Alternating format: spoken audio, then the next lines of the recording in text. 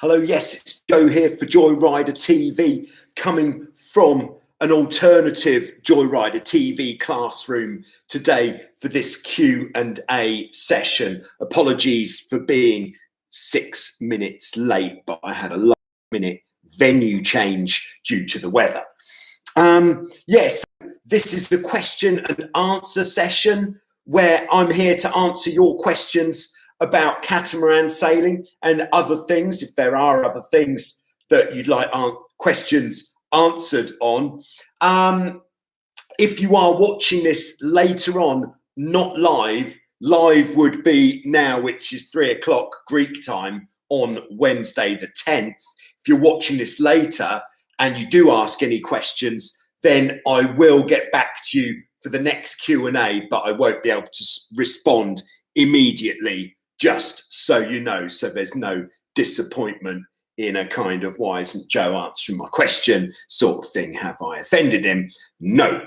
And once again, I've got some preloaded questions that have been sent in by people who couldn't get here for this time. So that's nice too. Hello, Cryo Frozen. Great to have you with us. And hello, Chug Slayer 69. I hope you've been slaying plenty of chugs.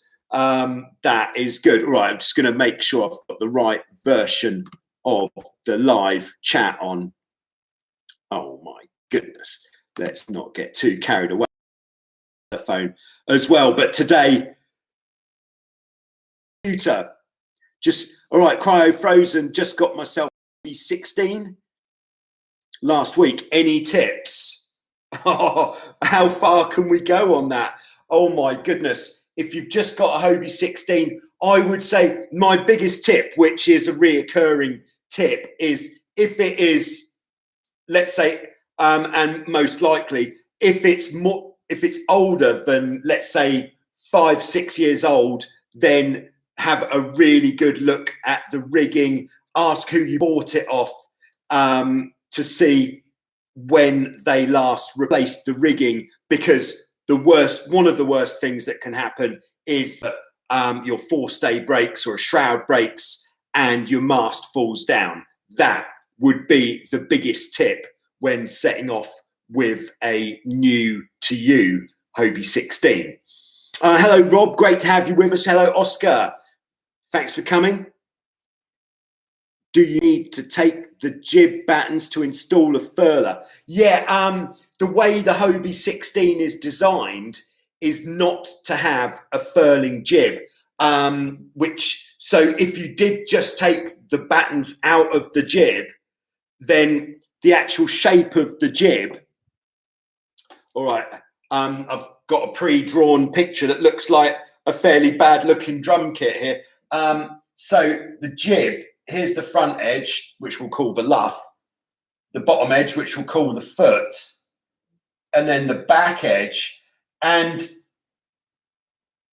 on a Hobie 16, the back edge has got a bit of a curve in it, and we call that roach. And what roach is anything that's outside of a straight line from the head to the clew. So here is the clew going up to the head in a roughly straight line. So anything outside of that line is what we call the roach. And the reason that we've got battens is to support the roach of the sail. So if we just take the battens out, that is going to flap like a witch. And it's not going to set particularly well. Your jib's not going to last very long. You're not going to get very good performance out. So with 16, if you do want to sail with a furling jib, unfortunately, you need to get a specific jib made or to get your jib modified so that even if the leech, the back edge of the sail, is a completely straight line, we'll still get that flapping. But so if you're going to get the jib recut so you can sail without battens, you need to get it with a bit of, let's call it negative roach or scoop. So this red line, so that then the leech of the sail isn't going to flap like a witch. That is what I'd say about the jib. All right, so I hope that helps. Although it doesn't help, just presents more problems. Okay, hello Jeff, sup Joyriders. That's Jeff from Gear Report, of course. If you haven't had a look, do check out gearreport.com if you like going outdoors at all, or if you like old military vehicles, then Jeff is doing a lot of reviews and doing some good work there. He is our roving reporter for Show Us Your Cat, of course. All right. Crow Frozen says, it's all good. The rigging's fresh, no soft spots. Everything is perfect. A bargain. Congratulations. Great to know that there are bargains to be had out there. Shane says, what's the price of a good second-hand Hobie 16? Let's assume, because that is the general topic here, unless stated otherwise. I would say if you want to get a good Hobie 16 where you're not going to have to replace anything and she's going to last you a long time, she's going to look pretty fresh, I would say you want to be spending somewhere in the region of $2,500 US. And even then you might need to replace the rigging if it hasn't been replaced. I'd say for that sort of money, you'd be looking at a boat maybe 10 years old, maybe 15 years old, but it really depends on who it is who's selling it. So there we go. Morning, Robin. Great to have you with us as always. Hello, Kurosh. Hello, Michael. And hello, Paul. Paul's just checking in. Hi, Hutchie. That'd be Hutchie in Northumberland, I believe. Hello, Bull Thrush. Hello, Max in Rosenheim, Germany. Oscar says, a good friend of mine ordered an Eagle 20 carbon. Oh, my goodness. I think this season is going to be fun. I think so, too. An Eagle 20, it's a German brand called Eagle catamarans. The 20 is, I think, it's the biggest of their range, and it is an absolute beast. It shares pretty similar dimensions to the Tornado, but because it's not having to sail to those rules, it can be built a lot lighter. So it's an absolute rude boy, and I think you're going to have a great time with that. Mathan, all right. What do you think about my boat, which is a Nacra 15? I think absolutely brilliant. It seems that there's a lot of Nacra 15 owners who are just appearing these days.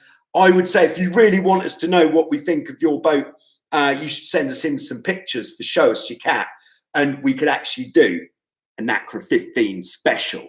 Now, wouldn't that be nice? But it's a great boat. I've never sailed one, but having reviewed the literature about it and seen some videos and other things about the Nacra 15, I think it is really good if you are in the correct weight bracket for that type of boat. I don't know exactly what that weight bracket is, but I would guess sailing double-handed, you want to be looking at about 120 kilos max. That's just a guess, because it is designed as a youth development training class, or can be sailed as an all-out foiling boat, single-handed. Fantastic. Great choice.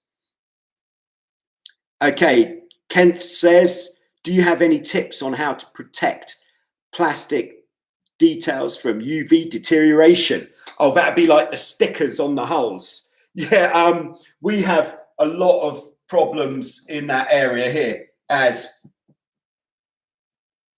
you might expect, because we are really in the thick of some heavy sunshine in the summer months. And what happens to the stickers on the hulls is they start cracking, and they have this kind of mosaic kind of effect where they've just cracked to pieces, which makes them look terrible and also means it takes ages to get them off. The only thing I can suggest to protect your stickers on your boat is to keep your hulls covered when you're not using the boat. That is the only thing that's going to do it.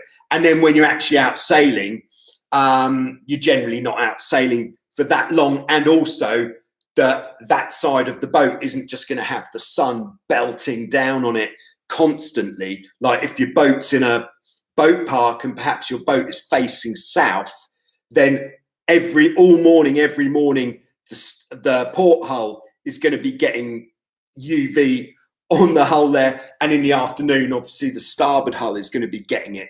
So you could park strategically as well to keep it out of the sun a bit. All right. Knack Daddy, yo, how you doing? Great to have you with us. Hobie 16 roach in the jib and jib battens are also why the boat is a deadly weapon downwind. Yeah, exactly that. It's so that roach in the jib and the battens in the jib give that jib extra power because the battens are setting that shape into the sail, which is, as Mr. Knack Daddy says, that is why the Hobie 16 is so quick on the reaches or off the wind. Very quick indeed. Peter, nice to have you with us. Have you tried foiling catamarans? No, unfortunately, I still haven't had the opportunity. But as soon as I do, I think you're going to know about it. There might well be a video that is going to be celebrating that occasion. Hello, James. Nice to have you with us. Oh, and on the foiling catamaran front, the closest that we're getting to that is with the good old design Viper F16 convertible, which means you can sail it as a fully foiling boat or as a Formula 16. And it also is convertible in that you can sail it with 2 people or 1 person quite evenly. So great choice there. I might take my hat off. Getting a bit of a shadow. Kurosh, Joe, if you can please explain the relationship between apparent wind, travel position and interaction with centerboard to make boat go more of. Oh my goodness, that's quite a large and broad question. I'll come back to that in a second, Kurosh, because I don't want to wipe out my diagram. Can anybody guess what this is? All right, you've got 1 minute to guess what this is. If you guess it, you win a special mention. Anyone?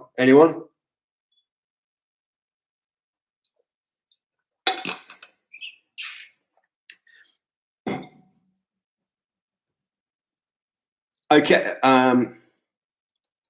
Okay, I think that's Brett with the prize. A man delivering a package. Yeah, it looks pretty. It could well be that. All right, David says a fat postman who's just let 2 balloons go. Yeah, I think that's taking that line a little bit further. Racecourse could be. This is how good my diagrams are. Anyone else, or shall I steam in and spill the beans? Right, I'm going to spill the beans. All right, so what this actually is a 3-point main sheet configuration.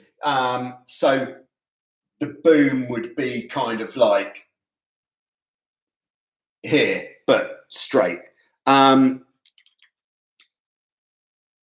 island, no. Main bearing. I think Robin might be onto it there. If what you mean by bearing is blocks. Yeah, so I've had a question I've got some preloaded questions. Just going to answer this one, then we'll get on to what's that Michael said? New co. New co. All right, so this is actually a question from Kingi. With this block arrangement, Rosser passing the winning line. Yeah, it could be. New coronavirus says, let's hope not. The new main sheet strain, for anybody who's not playing the main sheet enough, quite deadly. All right, so what Kingi asked is, he's got these main sheet blocks. How does he route the main sheet? Well, shall we draw it on? So what we've got first, before we draw it on, this is, I couldn't quite work out what boat it was, but we've got the boom, we've got 2 blocks in separate positions on the boom. This front block has got a becket. A becket is the part that is basically under the block, which allows you to tie the end of the sheet on. Then down here we've got the main large block with, this is a cleat, by the way, and then on top of the large block we've got a double there, and then we've got another single there.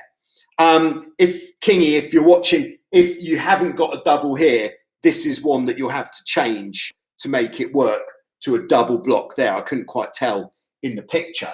Here we go. This is how we're going to go with this. There is more than one way that we could do this. And in fact, yeah.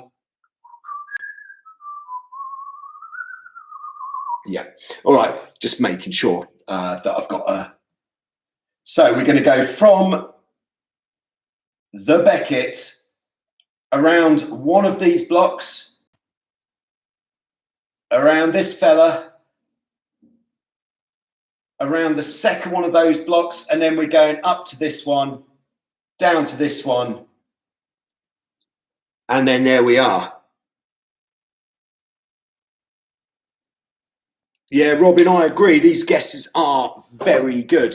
But there we are. That is how I would route that main sheet system. And like I said, if you don't have a double block here, you could get a fairly inexpensive double block to stick on there if you haven't got one. But otherwise, you're not going to be able to complete the circuit. There we go.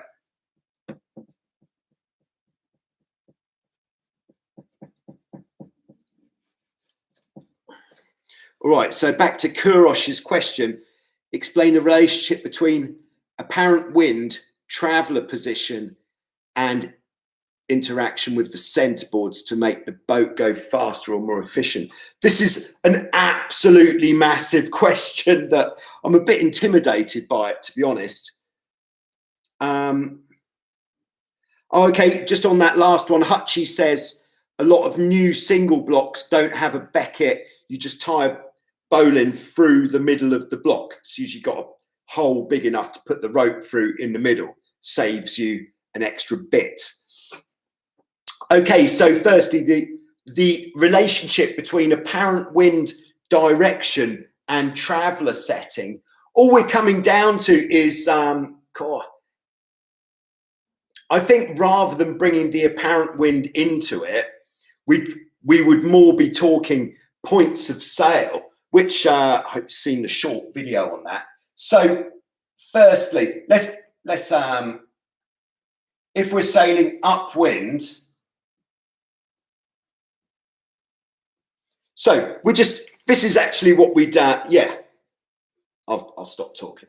All right, so if we're sailing upwind, as we know, the wind always comes from the top. Can we see that? Yes, we can. So if we're sailing upwind, and this is if we are not overpowered, then we'll have our traveller in the middle. And if we're sailing with daggerboards, we'd have the daggerboards all the way down, or centreboards all the way down. Our apparent wind angle would be something between, well, our true wind angle is like 45 degrees. So our apparent wind angle, let's take a third colour, is going to be slightly more round to the nose because we're moving forwards. So there we go. So this is our daggerboard position. Let's just write D, B. So good so far? I hope so. We're just going to do 3 points of sail. The second is, of course, going to be the beam reach. All right, so it really depends with the traveller position. It really depends on what type of boat you're sailing, whether you're sailing with a spinnaker. But if we talk fairly generally here, this is going to be our broad reach. So if we talk fairly generally, on a beam reach, so sailing across the true wind, we're going to put our traveller, this is if we're not overpowered, we're going to put our traveller out by probably about, what's that, 27 centimetres. So we'll put our traveller out a short distance there, so that we can still sail with a reasonable amount of tension in the main sheet. Daggerboards, we're going to go up. So how can I illustrate this? Daggerboard, let's just say halfway up. When I say halfway up, we'll have a maximum and a minimum amount of daggerboard. All right, let's draw this on. This is our daggerboard. So the maximum amount of daggerboard that we could put down is, of course, all the way to the top. So that is the maximum. And then we'd have a downwind setting for the daggerboard where we've got it up as high as it will ever go, which would probably be about there. So I'm going to call that downwind. So when we say this arrow means halfway, I could do that better by just half. So half, when I'm saying half, is going to be between the downwind setting and maximum. So I will illustrate that with a small dotted line. So that is half. Good so far, solid gold. All right, and then on the downwind, we're going to put the traveller, this is if we're sailing without a spinnaker. We're going to put the traveller most of the way out, not all of the way out, because what we're still trying to do is put a lot of twist into the mainsail. So having the traveller a little bit more in, this is the same for all boats without a spinnaker, have the traveller a little bit more in, so not right up against the stopper on the outside, and then have the main sheet a bit looser. That will put more twist into the mainsail, which is going to make the boat accelerate more out of any gusts that come along. Daggerboards will, of course, be in the downwind position. Lovely. And our apparent wind on these points of sail, I'll just draw this in.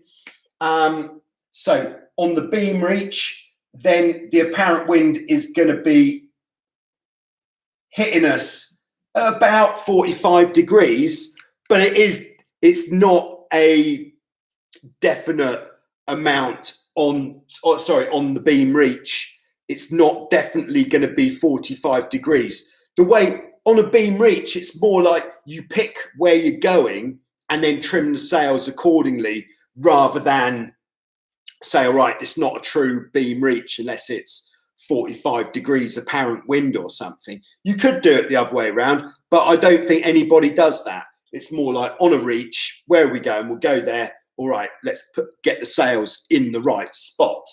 Then on the downwind, the apparent wind, as we know, comes across the boat at 90 degrees. That is the most efficient.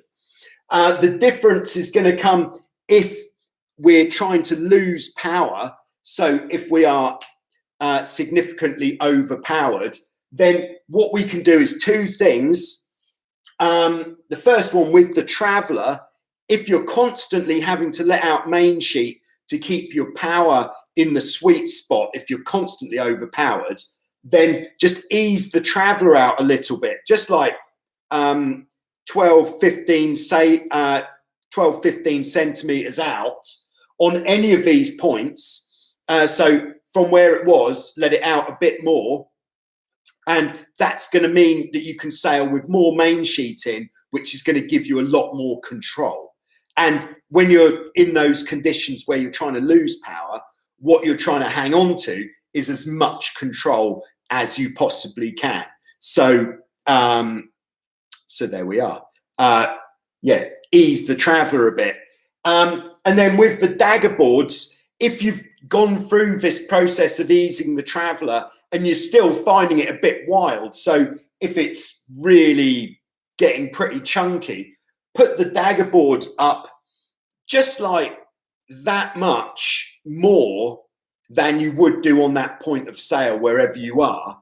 And that's going to allow the boat to slip sideways slightly, which is going to make it a lot easier to control. Okay, I think that's as far as we're going to take it on that. Hope that helps to some degree there, Kurosh. But there we are. So continuing, we've got Peter who says, any tips to improve pointing on the Hobie 16? What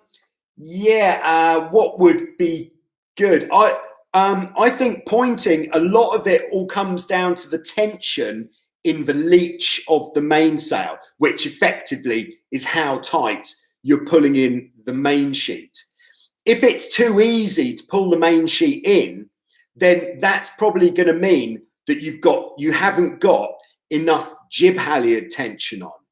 For people who don't sail a Hobie 16, you may be thinking, what? That doesn't make any sense at all. But the mast rake on the 16 is completely controlled by the jib halyard. So if your jib halyard isn't tight enough, you'll be able to bring the main sheet in way too easily, which means that you're not going to be getting much tension in the leech of the mainsail, which is really going to stop you from being able to point. So if you have got, what that means actually is in the light winds, you really want to be cranking on the jib halyard tension as much as you can, but there you do need to be a lot more careful with your main sheet tension, because it is possible to oversheet the mainsail in the light winds quite easily. So just keep an eye on those telltales. But then as it gets windier, just from it being as tight as possible, just ease a couple of inches, and then that should be your sweet spot there. That should just allow the boat to breathe a little bit more. The way to gauge your jib halyard tension is when you're sailing along double trapezing and everything's tight. If it feels like the boat just doesn't want to go, like you're fighting with the rudders constantly, for example, and the boat doesn't feel like it just wants to take off, then just come in off the trapeze, let the main sheet out, downhaul off, let off a little bit of jib halyard, like that much rope, and then try it again, and you'll probably feel that the boat wants to go much quicker. And with all catamarans, the way we can gain height on the upwind point of sail isn't by sailing as high as we possibly can to start with, because we're not going to be going as fast. So the rudders and our leeway prevention device is not going to be working as effectively. But we'll sail so that the boat goes fast in that direction. That way, we're going to be getting a lot more lift from the rudders, and on a 16 from that flat side of the hull, on a Tiger or something from the daggerboard, we'll be getting a lot more lift. So we'll actually end up as high as if we'd have just been pointing excessively to start with, but we'll be going a lot more quickly in the process of getting there. One thing to be just pay attention to on the upwind, on the 16 or anything that has a jib traveller, is always make sure that the jib traveller isn't in more than the main traveller. So if we've let the main traveller out a bit, the jib traveller needs to be at least out that far or a little bit more, because otherwise we're going to be backwinding the mainsail and we're going to be choking our slot. Ouch. Okay, I hope that helps there in that there, Peter. Okay, next we've got one from Klaus Peter. Hey Joe, maybe you can provide some tips for sailing a catamaran in big seas, or is it just stay on shore? I'm always losing much speed on higher waves, don't find a good approach. Again, this is quite a broad subject, but yeah, to be honest, off the top of my head, I haven't got much for sailing in waves, because in the majority of the sailing that I've done in the last 20 years, it's all been flat water. So off the top of my head, just general tips for sailing in waves. One thing I would say is, if you're going to go out sailing in waves and it's pretty windy, make the boat as easy to sail as possible. So on flat water, you might be keen on trapezing really low, getting into that racing stance. But then if you go and do that in big waves, you might feel a bit off balance, sometimes getting hit by the waves. I see Bull Thrush has just said, cross the waves at a 45-degree angle so you roll more than pitch. Top tip.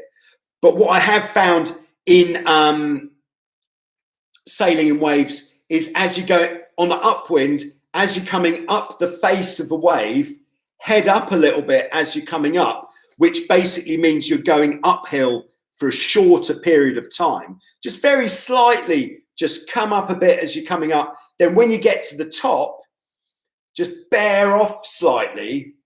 And what that will do, that little bit of bearing off, will force the nose of the boat down the other side, which if you don't do that, I used to do this actually when I used to sail on the east coast of England in the waves. I used to go get as much speed as possible, then head up the wave, but without bearing off at the top, to see if I could get my rudders out, get the boat completely airborne. I think I did on a few occasions, but by bearing off at the top, it means you're forcing the bow down so the boat will stay attached to the water. That's a good tip. I think that would be my upwind sailing tip. And then reaching is just reaching. I don't think we need to talk about that too much, but the downwind sailing, you really can do a lot in the waves. So what we're doing is, if there's a wave coming behind us, a good size one, we'll just head up slightly to get a bit more speed, so then we can catch the wave, like if you're on a surfboard. And then once you've caught the wave, once you're convinced that you're on the wave, you can then bear away and go deeper and faster down the wave, and then just head up again before you go into the trough at the bottom. Trim, of course, is very important, moving forwards and backwards on the boat. So that is something you just need to play with depending on the conditions. All right. Sorry, not a particularly good answer, but hopefully there was some nuggets of information there, usable information there. Lovely. All right. Sorry, I might just moisten my cloth to help with. Oh yeah, lovely. Oh, yeah, that's the way. All right. All right. We've got another question in here from Michael. What Hobie 16 jib halyard system do you use? Single, Aussie, etc. Do I need a more complicated system? Okay, Michael, I'd say no, you don't need a more complicated system, that's for sure. So we use the Aussie style jib halyard system here, which basically, if you don't know about the Aussie style jib halyard system, it just gives you more purchase on the jib halyard, which makes it a bit easier to adjust, especially if you're out sailing and you want to adjust the jib halyard.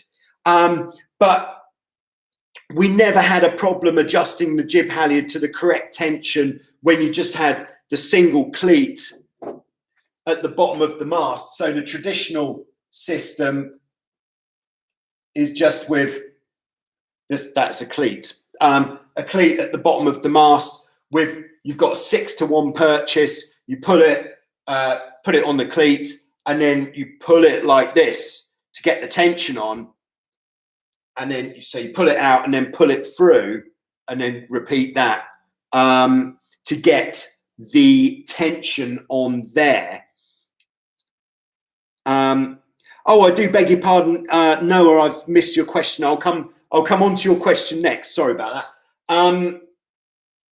And yeah, so that is the traditional jib halyard system, which is absolutely fine. I would say don't bother upgrading to the Aussie system unless you don't need to get one unless there's one on your boat, or if you're buying a new boat and you've got the choice, then by all means go for it. Because what you'll have to do with an Aussie system is drill holes in the mast. So what we'll have with the Aussie system is we'll have to drill a hole. This is a block, so that has 4 rivets. So that's 4 holes we're putting in the mast. We have another block up here, another 4 rivets, and then we'll have a cam cleat here on the side of the mast. So there is quite a lot of drilling to do in your mast. And personally, one of the things I like the least is a leaky mast. So putting 2, 3, 4, 5, 6, 7, 8, 9, 10 holes in your mast which weren't there before. Granted, you could do a great job sealing them, but there's always a chance. That's 10 more chances for your mast to leak than before. So I'd say don't worry about it. What else did you say there? No, yeah, so yeah, I wouldn't bother. There we are. Okay, so Noah says, have you ever sailed a foiling boat? Oh, this also answers a question just came in from Pepin. Do you have foiling cats at Wildwind? The answer is yes and no. We don't have any foiling cats at Wildwind. We were due to get the foiling Viper last year here, which of course I was very excited about. But because of the global situation, we didn't have that amount of money to throw around, so we didn't. So no, I haven't tried a foiling catamaran, and no, we don't have any foiling catamarans at Wildwind. The 2 types of foiling boat that I've sailed, 3 types actually, is we've got lasers which foil. If you haven't seen this, check out the video. There's a few on Joyrider TV. When you first see a foiling laser, it's like mind blown. Who thought that was even possible? It's a company called Glide Free Foils who make the foiling kits for the laser.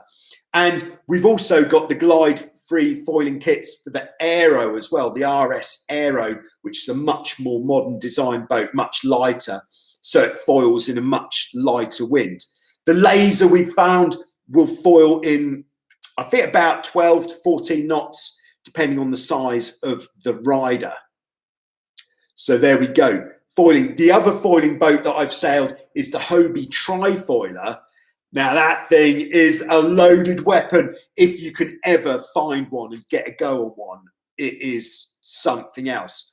You may have seen some of the ice yachts we've been featuring on Show Us You Cat. The Hobie trifoiler is actually quite a similar design, except it's got 1 foil on the rudder, 2 foils at the front, and then 2 sails. Other than that, it's very similar. You steer with your feet, main sheet between the legs, and it just went horrendously fast, very fast indeed. So there we go. Hi, Alessandro, great to have you on board. Anyone else checking in? Not just now. All right, I'm going to go on to my next preloaded question. I hope that it's an easy one. You may have noticed some of the questions are slightly more difficult to answer than others. So there we go. All right, this is a question from Emil. He says, these are questions about the Hobie 16. Why does the Hobie 16, which holds the castings, the reason is actually have to be, the tension in the nut isn't necessary. All the nut is there to do is to stop the bolt from coming out.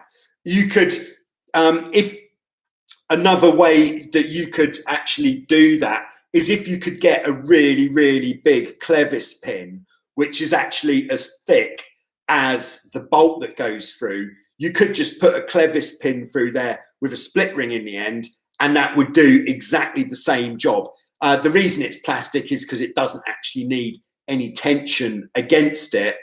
And I dare say, in fact, with the plastic nut, perhaps, maybe it's a bit loose, perhaps there's less chance of any chemical reaction between the stainless steel and the aluminium of the casting. Perhaps it's a bit cheaper, maybe. But those are the reasons. Main reason is you don't need one. And we've never had any problems with those nuts before, just finger tight. Well, because if you do those nuts up using a spanner, try to get them tight, you'll just rip the thread out and that'll be it, game over. All right, next question from Emil. You'll like this one. Is a reefed mainsail, we're still on the Hobie 16, by the way, is a reefed mainsail or an easy mainsail better for high winds and 160 kilogram crew? I would say the easy mainsail would be easier to manage. It's a higher aspect sail, which will be a bit easier to flatten off as well. It would also, I would say it will be less powerful as well. Whereas the reefed mainsail, you'll get a higher speed with that one. So the easy mainsail will be easier, but the reefed mainsail will be, it will certainly be a lot easier to manage than full sail, but you'll have a higher potential top speed. Okay, James says, any tornado racing vomming? I don't know what you mean there. I assume coming, that might have been. Oh yeah, the C is right next to the V on the keyboard. Any tornado racing coming? There is just one event for me this year, which would be the World Championships, which happen to be in Greece, in Thessaloniki, and that is towards the end of September. So very much looking forward to that. Indeed, fingers crossed that it's going to go ahead, but plenty of time to do some training in between those times. All right. Next question from Emil. This is another good one. You'll like this one. Emil says, I would like to upgrade my downhaul system to a 6-to-1. Yeah, the downhaul upgrade, definitely. Much better upgrade to do than the Aussie jib halyard upgrade, because more downhaul is always going to be good, unless you're sailing with let's call it a vintage mainsail, which might not take that amount of stretch. But if your mainsail's in good condition, a more powerful downhaul is definitely a good thing to do. He says, he wants to make his own rather than get them on from Hobie. Fair enough. But he can't find the part to fit the bottom block to the mast. All right. So this is how that works. What you'll need to get some, the one that Hobie has is, so we've got our mast track. Let's draw this pretty big size. That is actually the outside of the mast. Let's continue with blue, actually. Then we've got our mast track. The scale is out there. All right, and then the fitting that we have, it's like a plate. So the plate has got a flat back to it, and then this plate has actually got two pieces here where we can put a clevis pin through. So there's like a hole in there. Are we still all right with the diagram? I hope so. Yeah, so that is the fitting that Hobie supplied. And then we have a hole there and a hole there where we can put some bolts. So any fitting which has got a flat back to it will do, which has got 2 bolt holes, which is wide enough. So you could actually use just a normal, someone once called it a humpback bridge fair lead.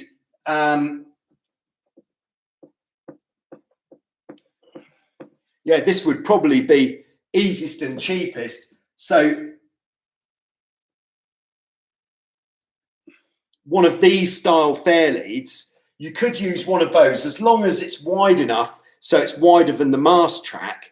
And then what we have is a bolt that goes through into the mast track, and then on the inside, and this is the trick shot, is we have a square nut that fits inside, same here of course,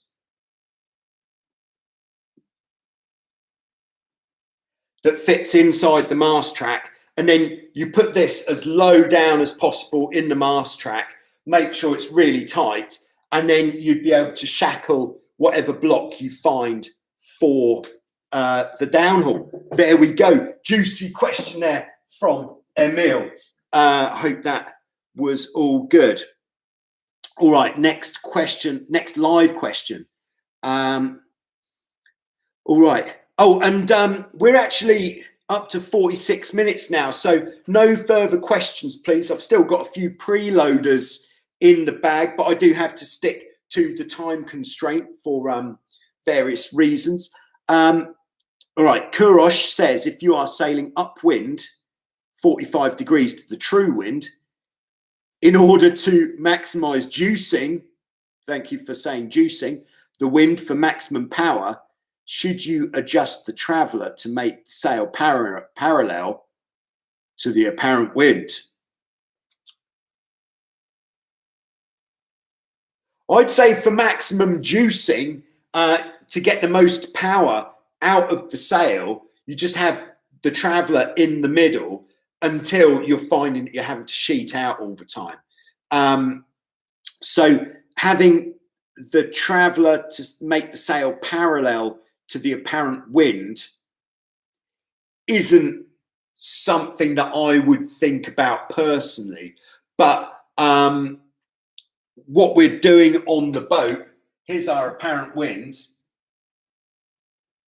here's our mast, is the apparent wind's coming, and then what we want is the sail in, ideally we want it all in line. So there we are. And then obviously there'll be a bit of curve in the sail, and then we'll get this airflow going over the sail, both sides. So we never want it to be more in than that, because then we'll lose our airflow over the leeward side of the sail. Yeah, that's about where we are on that. But have the traveller in as much as you can upwind, unless you feel that you're having to either pinch to keep the boat under control or ease main sheet all the time. And then if that's happening, then ease the traveller out a bit. That's the way that I look at it anyway. Okay, Alessandro, where is the better collocation about an equipment in different maneuvers? Ooh, you might have to rephrase that question, Alessandro. But if you're, yeah, I try rephrasing that question, because I'm not quite getting what you're saying. Okay, we've got Glenn on board. Oh my goodness, I didn't see this one coming. He once got punched in the trachea by former heavyweight champion Mike Tyson. Well, that's the first time we've heard that on the Q&A. Hope you're feeling a bit better now, Glenn. Hopefully it was not too sinister. Anyway, I've got some more preloaded questions. This one actually is a preloaded suggestion, and this was from Mark on Patreon, who turned my attention to some books. If you sail a Hobie 16 or 14 and you are really into it and you want some background reading, then I've actually brought them along. We could recommend these bad boys. Welcome to A Fleet.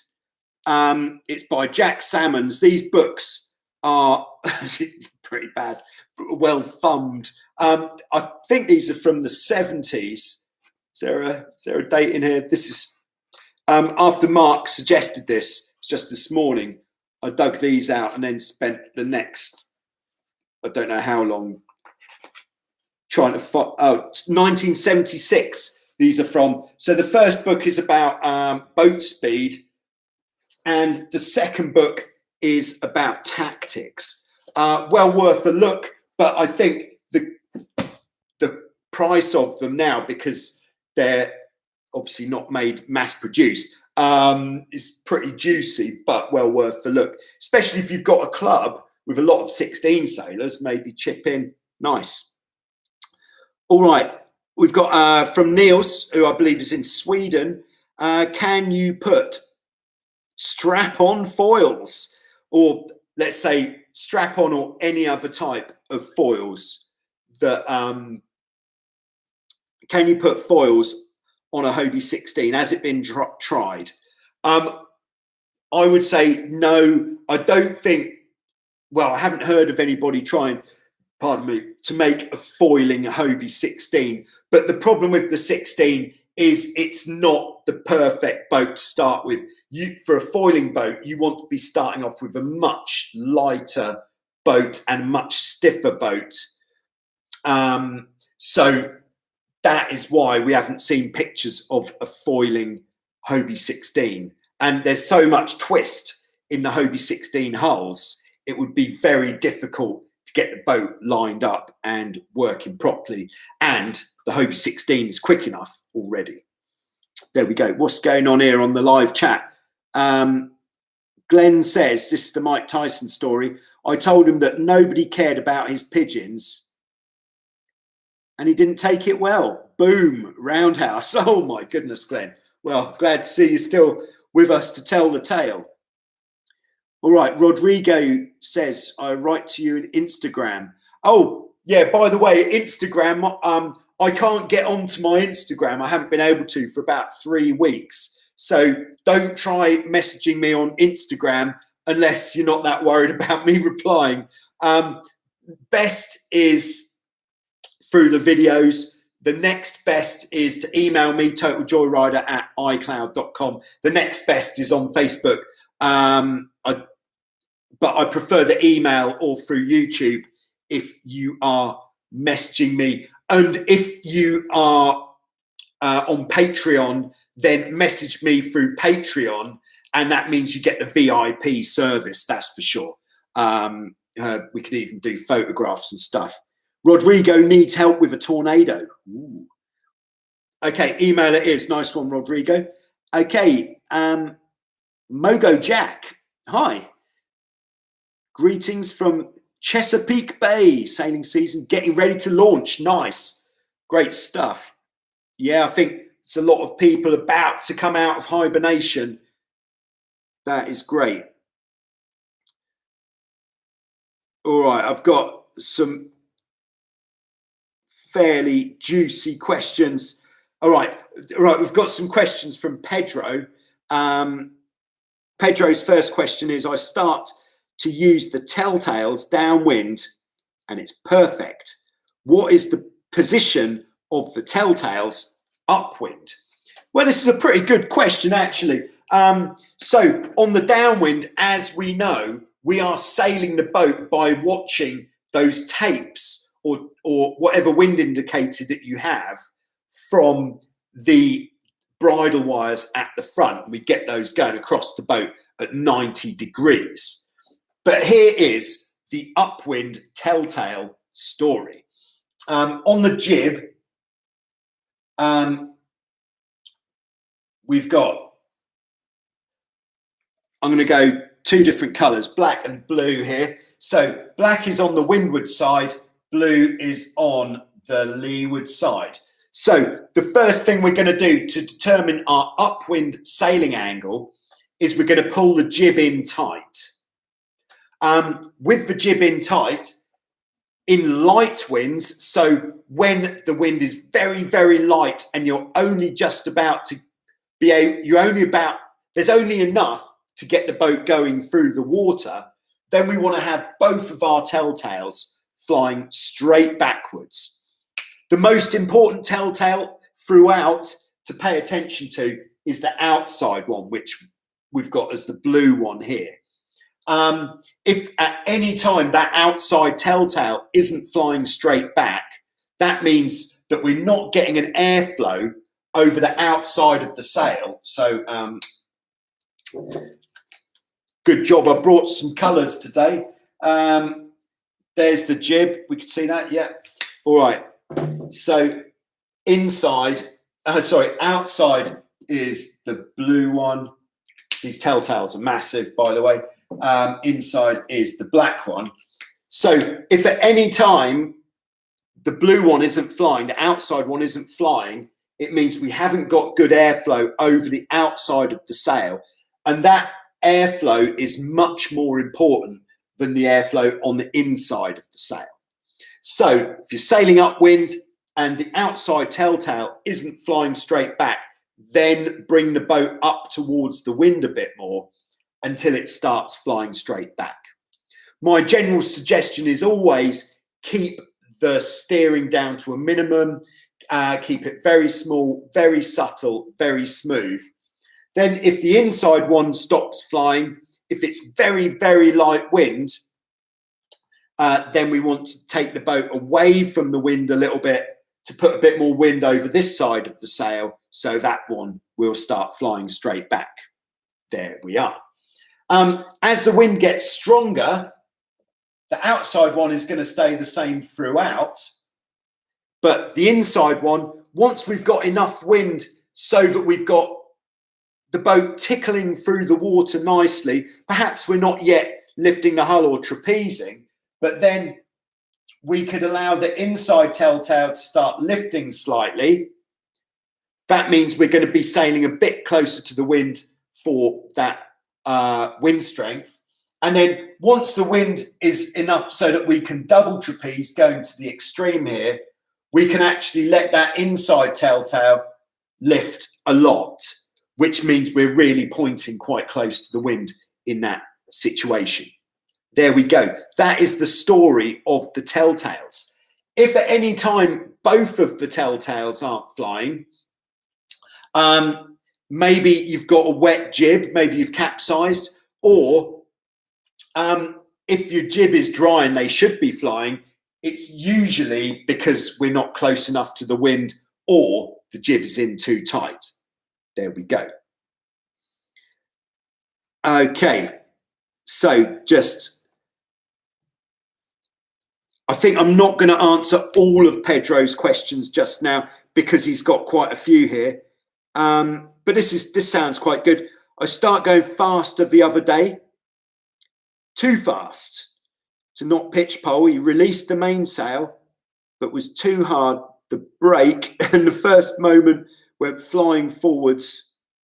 Oh my goodness. All right. Is it better? Oh, okay. I think what Pedro's asking here is, if you feel a pitch pole coming, is it better to try to stop it or just to go with it? Now, this definitely depends on the type of boat that you're sailing. If you're sailing a boat which is notorious for pitch poling, such as a 16 or a 14, and if the deck goes under, then it's much, much safer just to go with it. Because if you do try to, like, for example, if you have fitted a foot strap to your boat and you try to stay hooked into your foot strap, then you're going to hurt yourself. Or if somehow you're out on the trapeze and you try to stop yourself going forwards when you pitch pole, you are more likely to hit something. Whereas if you just boost a little bit away from the side of the boat and go with it, it's much, much safer. With the bigger boats, that maybe you've got foot straps on there, and some way of staying anchored to the back. Because the bigger, more modern boats have got more volume in the hulls, then it is possible, once the bows have dug in, if you don't go flying forwards, it is possible not to pitchpole, to save it. So on the bigger boats, it is worth trying to stay anchored to the back somehow if you can. But on the 16 and you're on the trapeze, just go with it. If you're going to pitchpole and you're on the trampoline, best thing to do is, if you're helming the boat, get your arm around the back beam so you're not going to go flying forwards. Because if you're on the trampoline, there is way too much that you could hit on your journey to the water. So there we go. If you're crewing and you're going to pitchpole, you should be holding on anyway. If your helmsman has decided that's what he's going to do with you, hold on to the tow strap, anything at all to stop you from flying forwards if you do pitchpole and you're on the trampoline. Okay, we've got some more action in the chat. Okay, Glenn says it was actually funny. This is back to the Mike Tyson story, because Ook could have stopped it, but he was trying to get Phoebe and Maulin back inside. I think Glenn might have tuned into the wrong chat here. But anyway, all right, Rodrigo says, greetings from Valdivia, Chile. Oh, nice. Fantastic. James says, oh, this is a good one. Hey, guys, hit up the store and help support the channel. Yeah, totaljoyrider.com. If you're liking this bad boy here, what I've just put on the Total Joyrider website is a page with all of the previous designs, because I couldn't list all of the designs which were on the website, like before Christmas, for example. So if you want to go and have a browse, if there's anything there you fancy. And what's nice now is I've changed the printer that I'm using. So it's like, if you're in Europe, I'll get them shipped from Europe. If you're in the US, I'll get them shipped from the US. I think there's a printer in Australia. So there we go. It's all a bit more local, so the shipping time won't be as much, and be a bit cheaper as well, the shipping. And but yeah, there we go. So do check out totaljoyrider.com. Thanks, James, for that. Cristiano, hi from Brazil. Great to have you with us.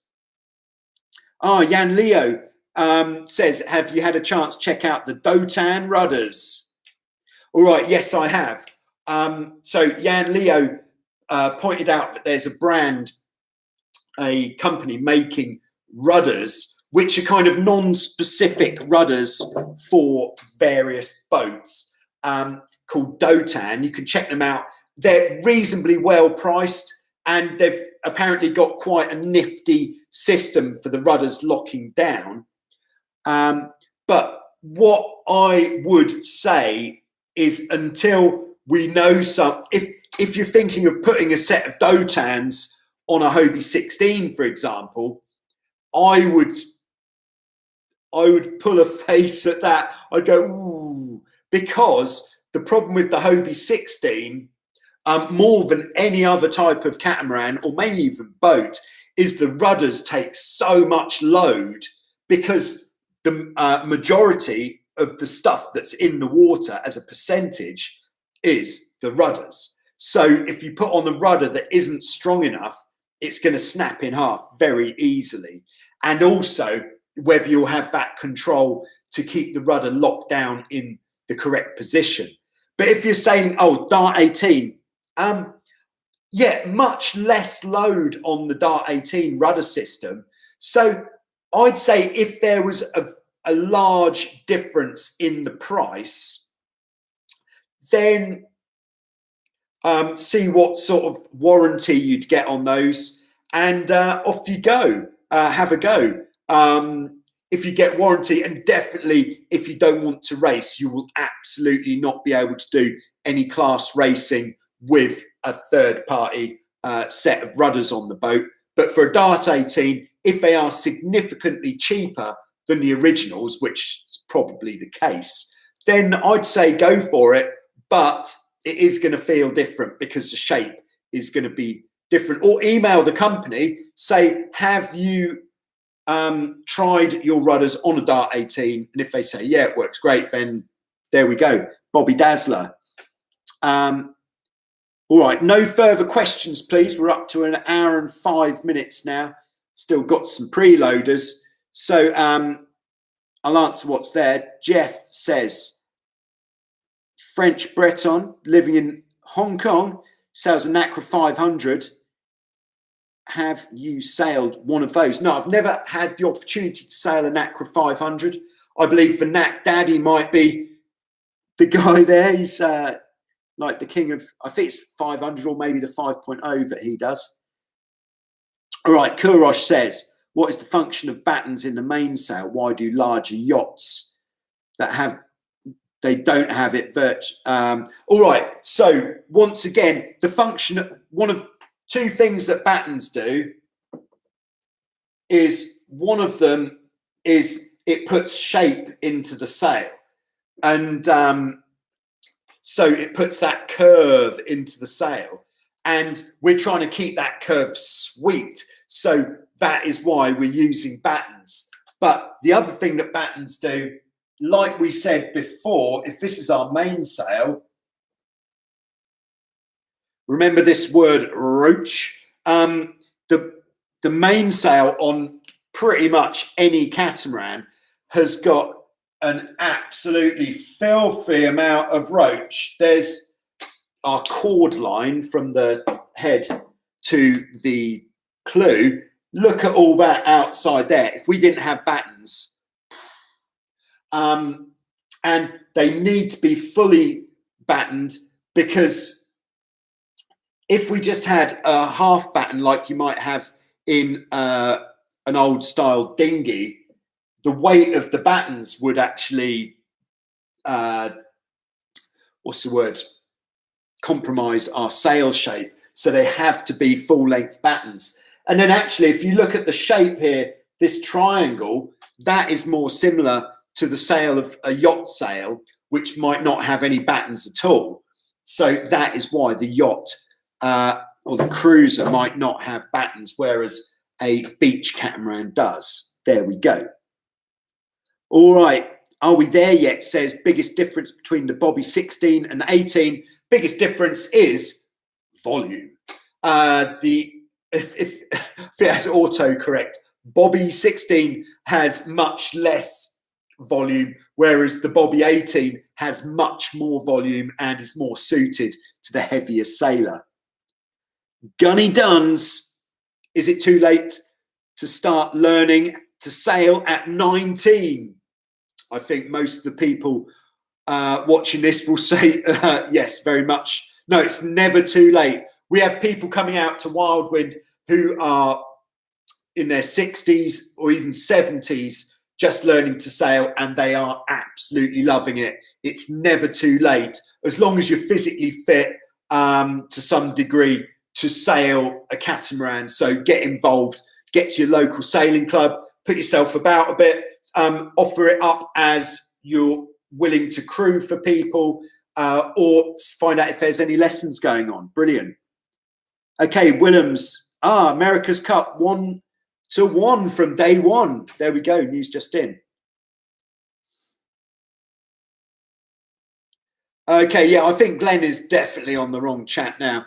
Hi, Damien. Don't worry. It's all right. We'll be able to see this later. All right, I've just got the rest of these preloaded questions. I'm definitely not going to answer any more live questions that are coming in now.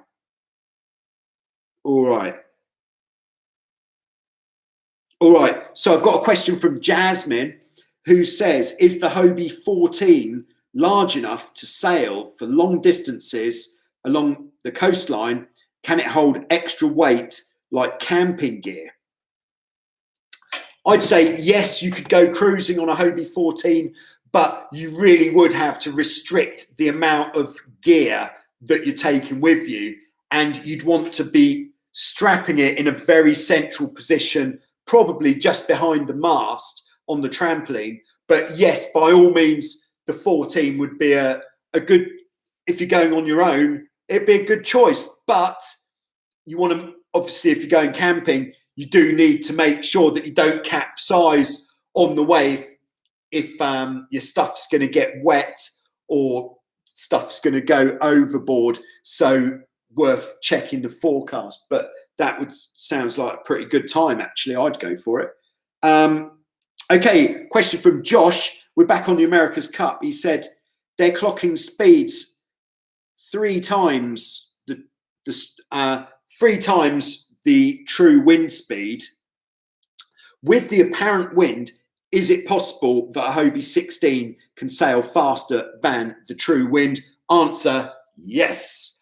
Yeah, all catamarans pretty much will sail faster than the true wind speed, because what we're doing is we've actually got a wind generator. It's like a happy circle of let's have some more wind. The faster we go, do we need to draw this? We're back to apparent wind again. The faster we go, this is us, we're the big arrow. The faster we go, we're creating more induced wind by going faster. So if we're going 20 knots, we're creating 20 knots of induced wind, which is combining with the strength of the true wind. Not totally, not so if we had 20 knots of true wind, 20 knots of induced wind, that wouldn't actually give us 40 knots of wind. Oh no. But there'd be some sums that people who are like that would do, which could actually calculate what amount of wind we'd be dealing with there. So that is why we can, one of the reasons why we can sail faster than the true wind. All right, and this is a good question to end on. And by the way, Pedro, I will answer the rest of your questions next week, but there was quite a lot there to get in. So, so the last, oh, actually, there's two more. So this next one is from PT73 Personal Training. He says, have you got a good way to climb back onto a catamaran after capsizing, strong wind, with a boat which has got a self-tacking jib, such as he's sailing an Inter 20 by Nacra? Oh, pardon. So there is an issue with boats which have got self-tacking jibs, and that issue is after you've capsized, when you bring the boat back upright, it's impossible to let the jib out totally like you can on a conventional setup. So there'll always be some pull from the jib, which means with these boats, it's very easy once you pull it up from capsized for the jib to catch the wind, and the boat will actually start sailing off. Usual scenario is you holding on to the dolphin striker on your back, getting dragged through the water. And once you're getting dragged, there's very little chance of being able to get onto the boat. The usual thing that I'd go for there is to lower myself to the back with the righting line, very sketchy, grab hold of the rudders and put the rudders to turn the boat into the wind. Then the other guy can get on the boat and then off we go. But what my recommendation is for capsize righting of boats with a fully battened jib, a self-tacking jib, is not to completely ditch the mainsail while the boat is capsized. So don't let the traveller off.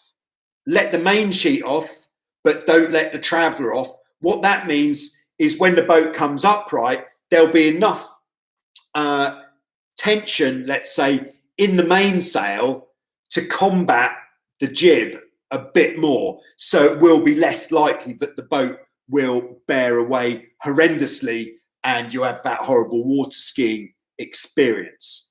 There we go. The final one comes from Dan Surf, who says, how did you get to where you are now, and how should others go about getting into working for a beach outdoor education centre? This is a good question. The way that I got here was I was absolutely fanatical about catamaran sailing when I was younger. I had a Dart 18, which I sailed almost every single day of the year whenever I was allowed. Didn't matter if there was no wind at all, if it was blowing dogs off chains, if it was snowing.